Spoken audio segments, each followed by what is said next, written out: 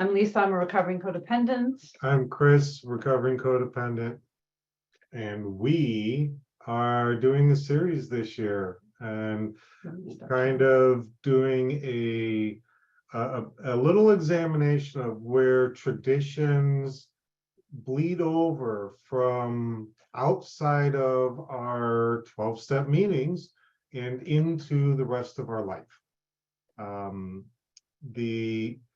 When Lisa and I got together a few years back, one of the things that we chose to do was a 12-piece relationship toolkit, which we highly recommend. It has been a fantastic basis for our relationship. And when Arizona Events came to us and said, would you be willing? It's like, taking the traditions and putting them in real world applications. What does it look like? And we thought that there was a lot to examine there. So that's what we embarked on. Let me get the slideshow ready. Yep. Because it's going to change stuff. We don't need that part. Yep. Okay. I'm going to share screen. It's gross. Get ready.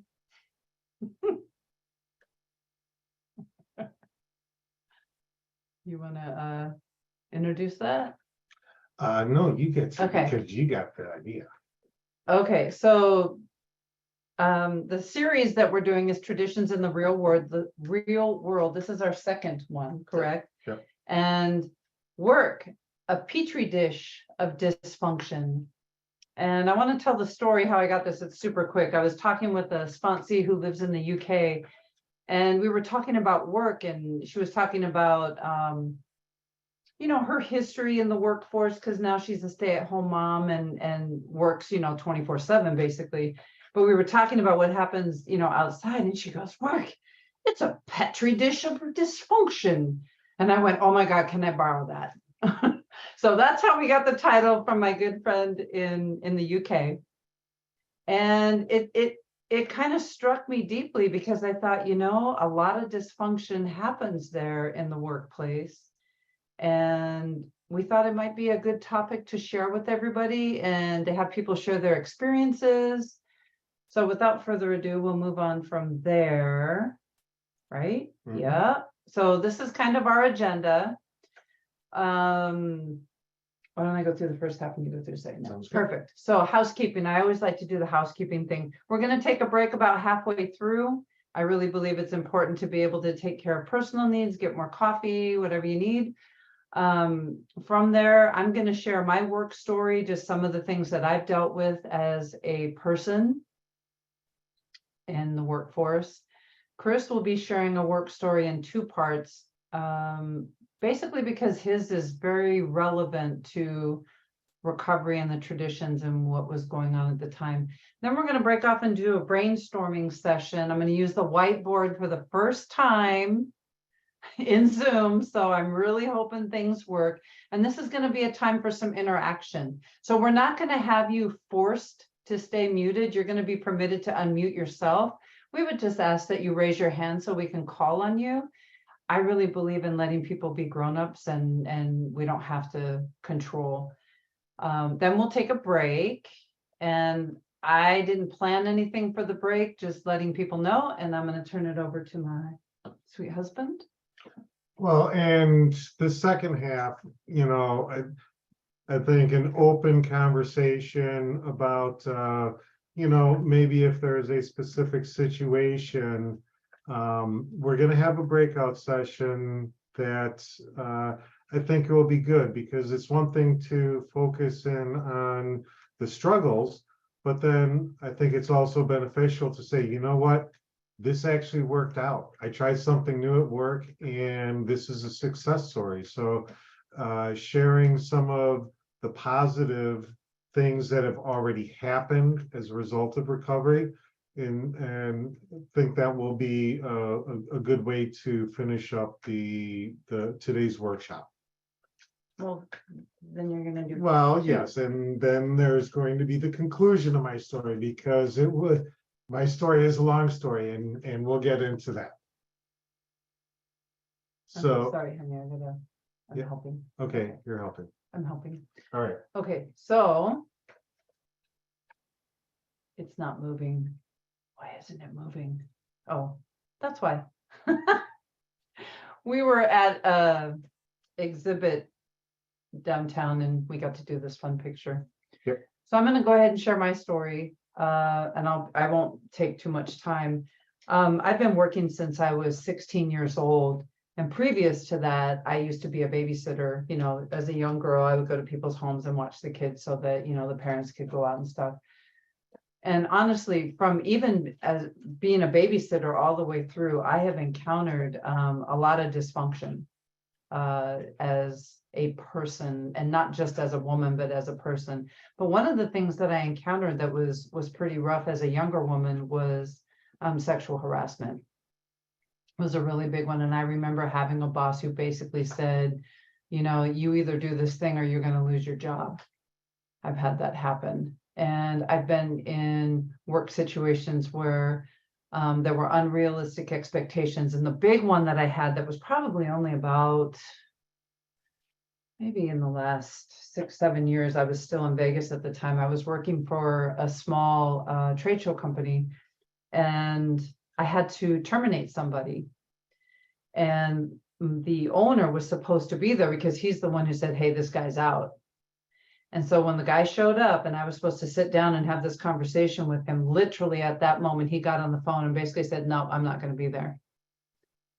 And I remember just sitting there going, oh my gosh. And what it represented for me was avoidance. This person was very avoidant and didn't want to deal with confrontation in difficult situations. So I was very grateful that I had an immediate supervisor who stepped in and said, hey, I'll be there with you. Because go bad, it's an HR nightmare, blah, blah. These are some of the things that I have encountered in my work life. And my hope is that as we have an open conversation all together, meaning all of you with Chris and I, we have opportunities to identify some of these difficult situations and then look at how we got through them, maybe how the traditions could help, even if we didn't do it so well. And that's really what my hope is for us, is that we as a group will be able to do some of that type of exploration. I am going to turn it over to my husband so he can share his story. So my story, my work history is a little bit different. In 1995, I was employed as a bike messenger in downtown Chicago. And while it is my personal favorite job description, because I loved riding a bike and I love being out in the elements, both sunshine and rain and snow, it was not a job that had long range potential. So after getting broadsided by a car, I started looking for a job and I found one that I started in February of '96. I have been employed by the same company for ever since. I was promoted twice. Actually, I was promoted 3 times after 13 years. And I was working as one of the upper managers, as a project manager. And there was a new owner of the company. The person who hired me was one of my favorite people in the world. He was a mentor. He was a guide to me. I loved that man tremendously. He sold the company to his daughter and son-in-law, and his son-in-law and I did not see eye to eye. When I started recovery 9 years ago, and I listed my 4 big triggers, he was one of the 4 of them. So when I got into recovery, I started working the steps, and as I got through my 4th and 5th steps, he was a big subject of mine that I did a lot of work of recovery around. And for a while, I thought things had gotten better. There was some head-to-head. There was there was a growth of mutual respect I felt. And then about 3 years ago, he and the general manager came to me, sat me down, and said, we're sick of your performance, and if you don't come up with a plan in the next week, you're fired. 24 years. The company is 50 years old, and I've been with them 24 years. And this employment has been a bedrock for me. My entire adult life, there was so much of myself wrapped up into my employment. 24 years. It is, I don't see that in the world these days very often. And being told after where I felt things had gotten better at work, being told 1 week, come up with a plan. Oh, we're not going to tell you what a hint of that plan is. This is all on you, or you're fired. That's where I'm going to leave my story at this point. So that's some of where we're coming from looking at work, and we would like to hear some examples of dysfunction at your work. Just a moment, here comes the whiteboard, first time. So one of the things that Chris and I talked about was authority figures. I don't know about y'all, but I had a real hard time with bosses, and quite often they represented parental figures for me. Anyone else have a thought, an idea? Raise a hand. So, welcome back from break time. Yay. Okay. So, you want to talk? You want me to talk? No, I want you to talk. Okay, I'm going to talk. Yeah. Welcome back, everybody. I'm Lisa, still a recovering codependent and many other things as well.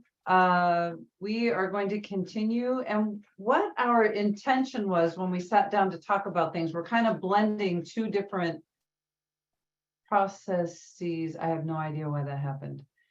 There was a pop-up. We wanted to look at the traditions from the spiritual principle, and we're using the concepts that are set up here in this booklet, and at the very back under tradition 12, because mine is a little, you're going to see lots of pretty colors, but they give a list of all the principles for each tradition. And I know it's tricky when we're talking about work situations because they are not working off of the same principles I am. I'll speak for myself, and I see a nodding head, so I know you get it. So how do we do that? How do we bring this into the situation? And it's not easy. I'm not going to sit here and tell you that we have it wrapped up, but I'm going to tell you what I'm looking for now. This is again going to be us talking about together. I want us doing this together because I don't have all the answers. Do you have all the answers? Okay, good. That's why I married him, because he doesn't have all the answers. So we're going to be looking at each of these principles. And what we tried to do was choose the top 4 situations that came up. And we kind of want to demonstrate how we approach this sort of thing. But we also want to hear from you, because as I stated earlier, I don't believe either of us knows everything. You guys can have a perspective that we may not see.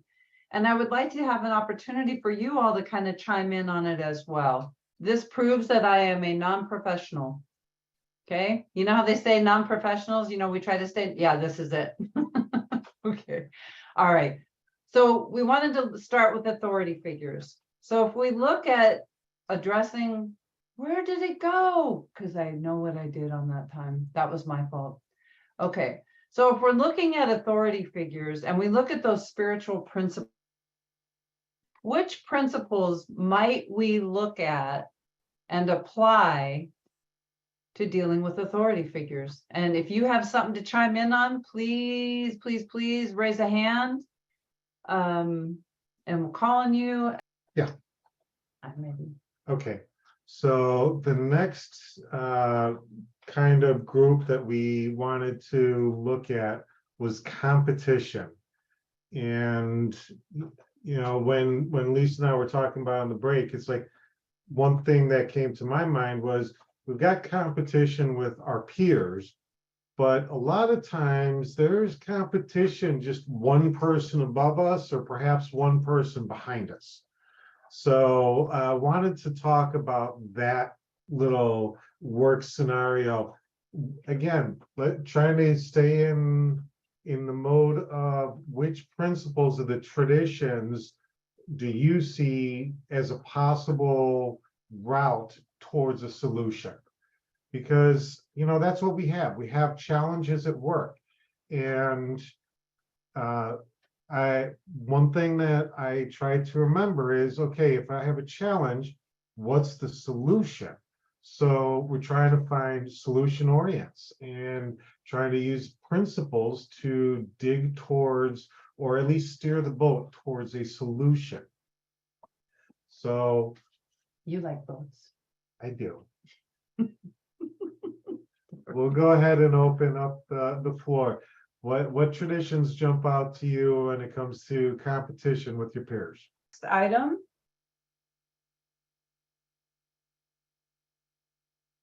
Hit it again. If you hit enter again, it'll go away. There you go. All righty, so you're gonna talk now.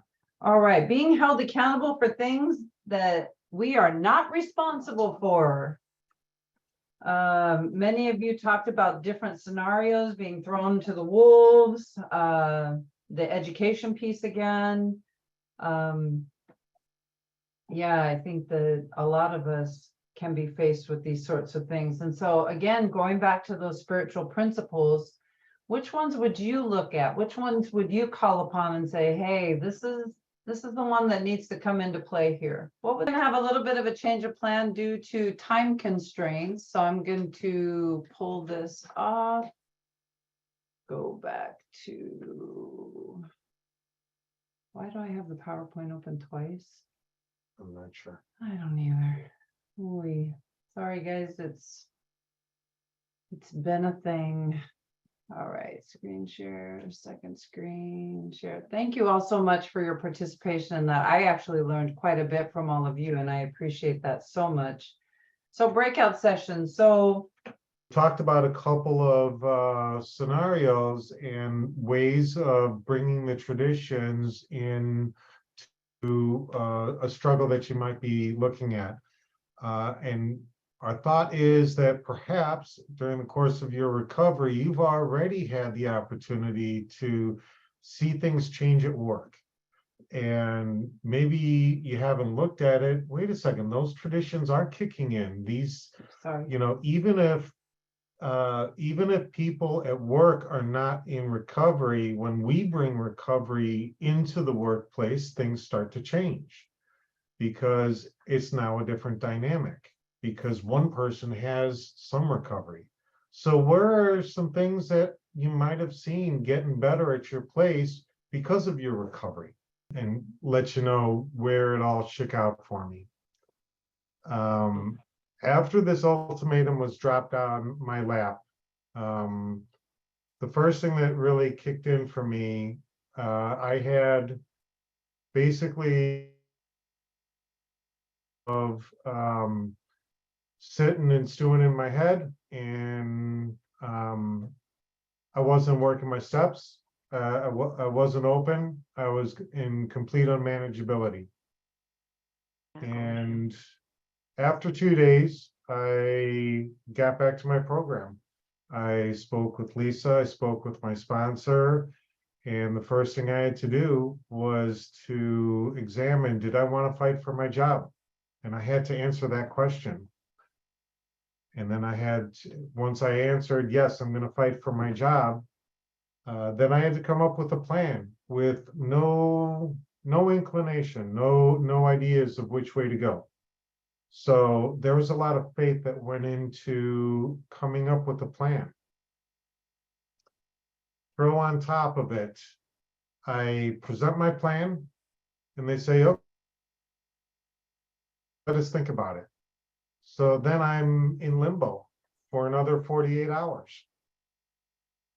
I got to tell you that reaching out to people at this time when I had the rug pulled out from under me was something that I could not have done before I got into recovery. That was a big piece. Being open for ideas. And, that was another piece of me coming up with the plan of action. They accepted my plan of action, and I had weekly check-ins that would happen for the next year. I had milestones that I had to make. I had new forms that I had to create.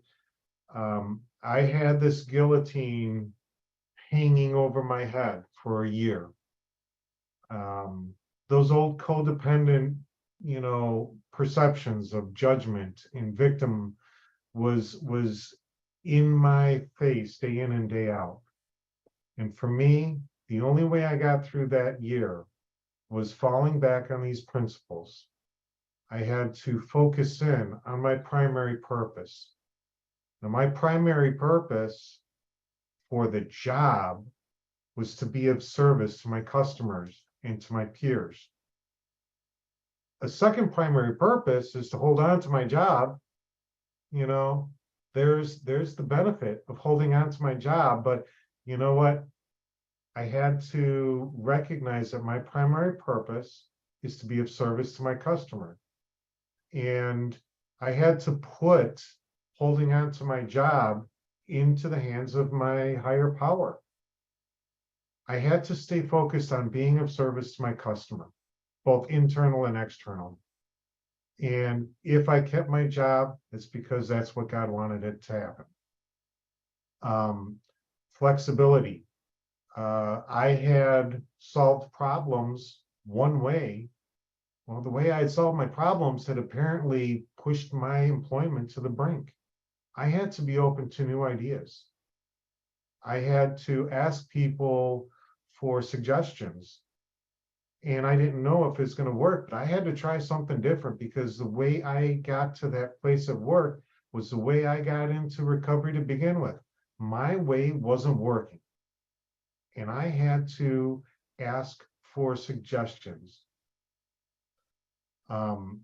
There was another thing that I recognized at this time that, I had a history, I had a long history. First owner of the company that I was hired, he could give me feedback and I would take it and I would hold on to it and I would mold myself to what he said. Now, the new owner, he would give me feedback. I would jump right into criticism. It's like, why was I listening to one person and not the other? And during my fourth step, I recognized that if I didn't respect someone, I would not listen to them. And during my fourth step, I realized that whether I like somebody or not, there's a kernel of truth.